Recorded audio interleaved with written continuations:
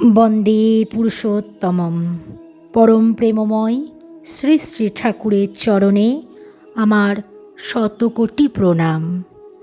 ইষ্টপ্রাণ দাদা মায়েদের আমার আন্তরিক জয়গুরু।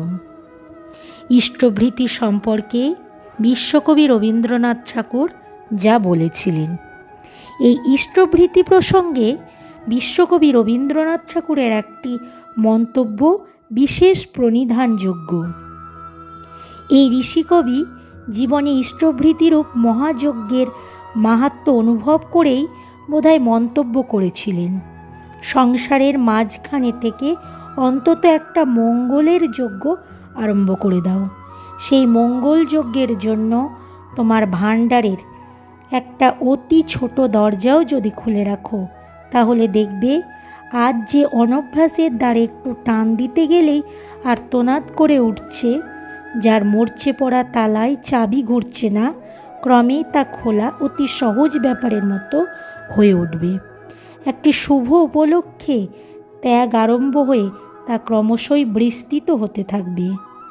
সংসারকে তো আমরা অহরাত্র সমস্তই দিই, ভগবানকেও কিছু দাও, প্রতিদিন একবার অন্তত মুষ্টি ভিক্ষা দাও। সেই নিষ্প্রিয় ভিখারি তার ভিক্ষাপাত্রটি হাতে হাসি মুখে প্রতিদিনই আমাদের দ্বারে আসছেন এবং প্রতিদিনই ফিরে যাচ্ছেন। তাকে যদি এক মুঠো করে দান করা আমরা অভ্যাস করি, তবে সেই দানই আমাদের সকলের চেয়ে বড় হয়ে উঠবে। ক্রমে সে আর আমাদের মুঠোয় ধরবে না, ক্রমে কিছুই আর হাতে রাখতে পারবো না। কিন্তু তাকে যেটুকু দেব সেটুকু গোপনে দিতে হবে। তার জন্য কোনো মানুষের কাছে এতটুকু খ্যাতি চাইলে চলবে না, কেননা লোককে দেখিয়ে দেওয়া সেটুকু একরকম করে দিয়ে অন্যরকম করে হরণ করা।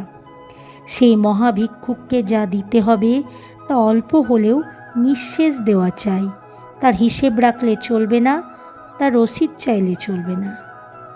দিনের মধ্যে আমাদের একটা কোনো দান যেন এইরূপ পরিপূর্ণ দান হতে পারে। সে যেন সেই পরিপূর্ণ স্বরূপের কাছে পরিপূর্ণ ত্যাগ হয় এবং সংসারের মধ্যে এইটুকু ব্যাপারে কেবল তারই সঙ্গে একাকী আমরা প্রত্যহ একটি গোপন সাক্ষাতের অবকাশ ঘটে।